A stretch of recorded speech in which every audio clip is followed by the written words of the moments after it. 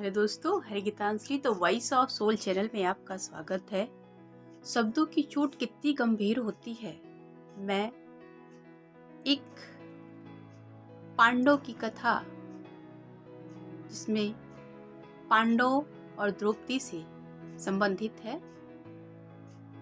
पांडवों ने एक भव्य महल का निर्माण करवाया था, जिसे देखने के लिए कौरव आए थे। और महल इतना खूबसूरत था कि जिसे देखकर जो देखता था वो देखता ही रह जाता था। उस महल में कुछ इस तरह का निर्माण था कि समतल भूमि पे जैसे लगता था कि पानी है, और पानी वाले जगह पे समतल भूमि का आभास हुआ करता था। एक जगह पांडव के बनवाए गए दरबार में दुर्योधन, जहाँ पे पानी जैसा आभास था, लेकिन उसे पानी समझ करके बड़ा ही संभल संभल के चल रहे थे कि कहीं हम गिर ना जाएं। लेकिन वहाँ वास्तव में पानी नहीं था।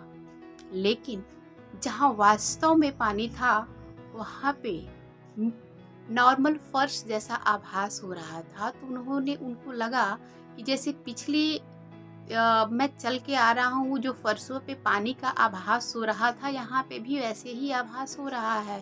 तो वहाँ वास्तव में तो पानी रहा, लेकिन वहाँ पे संभलने के बजाय नॉर्मल फर्श की तरह चलना शुरू कर दिए।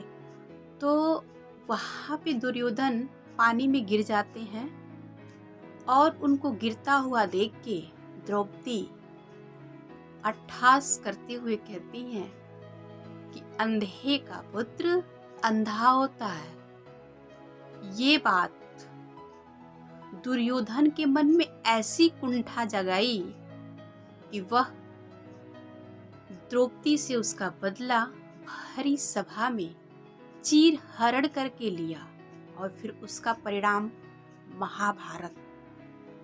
सबको पता है कि महाभारत का मुख्य बिंदु का आरंभ वहीं से होता है, जब द्रौपदी का चीर हरण होता है।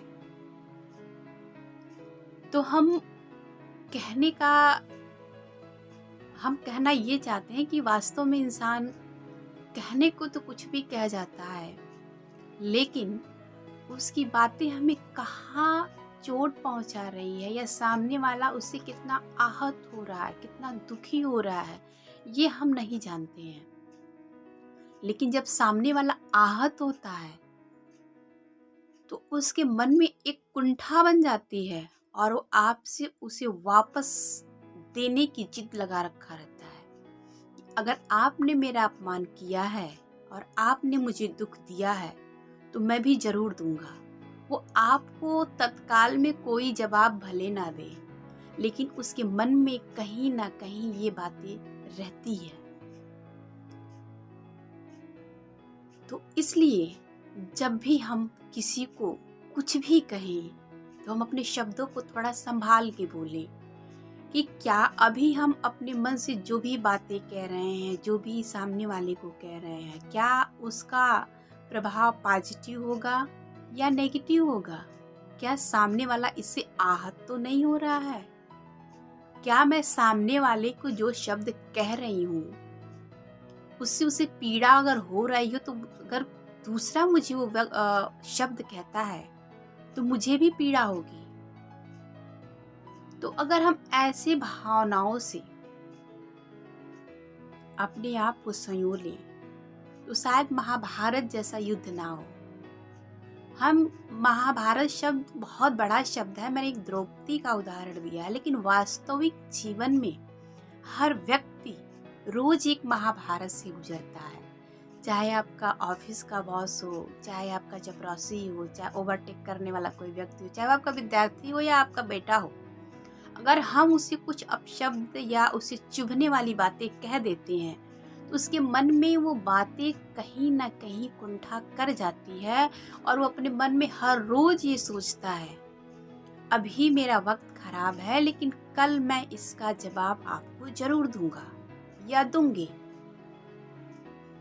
तो ये रोज लोगों के जीवन में एक नया महाभारत छिड़ा रहता, अंतर्द्वंद की भावना बनी रहती है।